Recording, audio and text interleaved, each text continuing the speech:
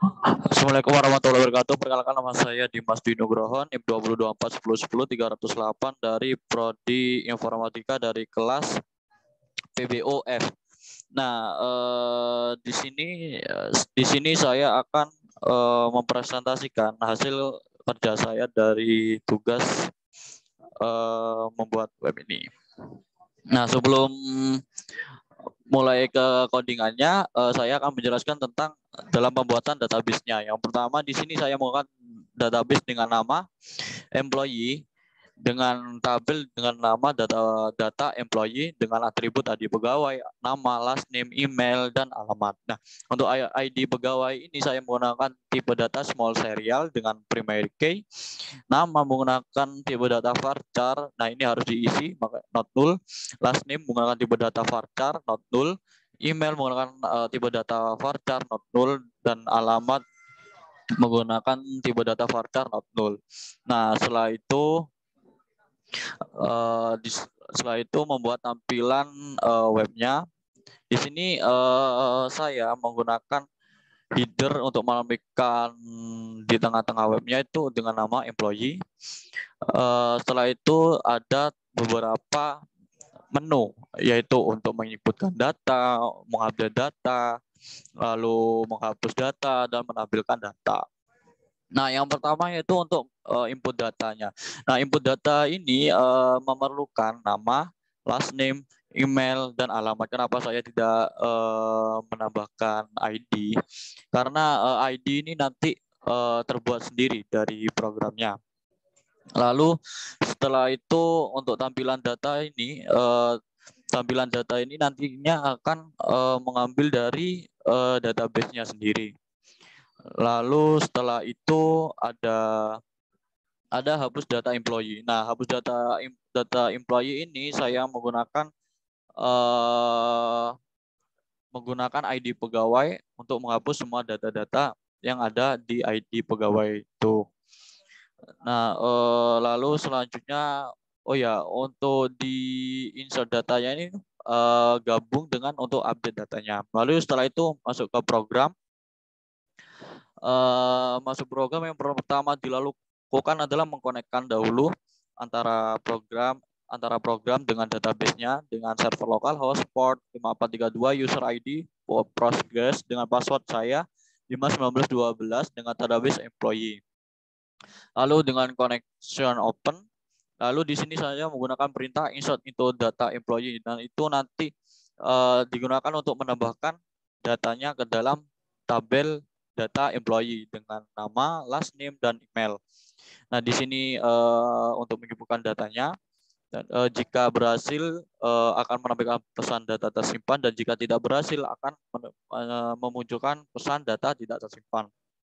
Lalu selanjutnya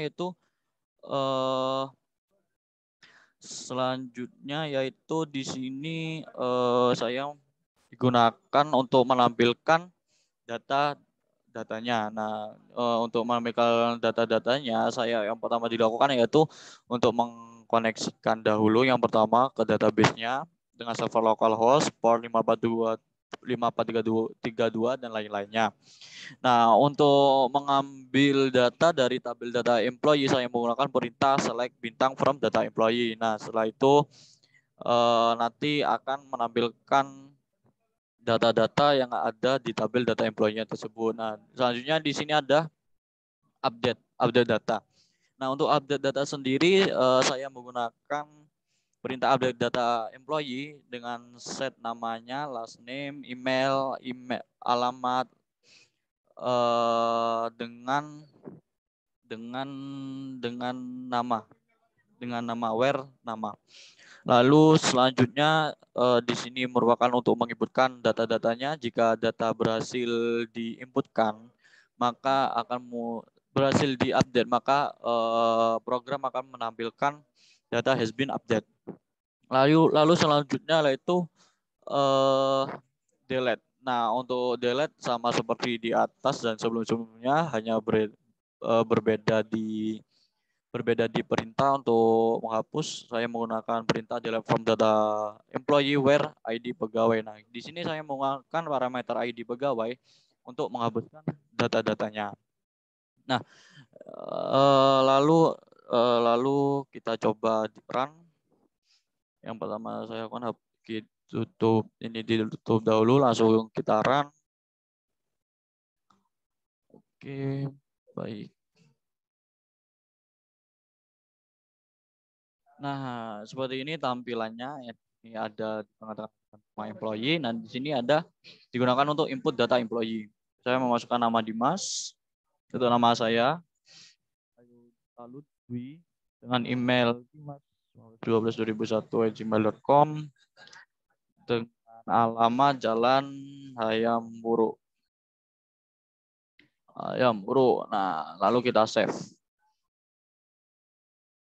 Nah, karena ini berhasil disimpan, maka ada tampilan data tersimpan. Lalu kita untuk mengambilkan data baru kita inputkan, memencet tampilan data.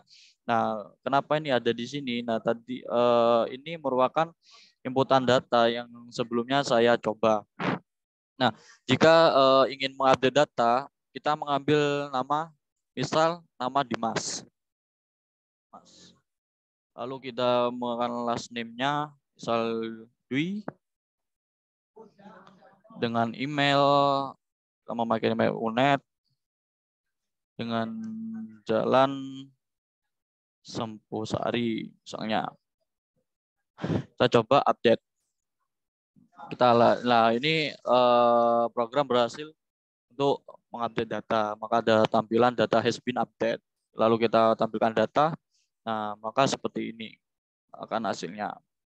Nah, jika ingin menghapus data employee, kita cukup memasukkan ID pegawai saja.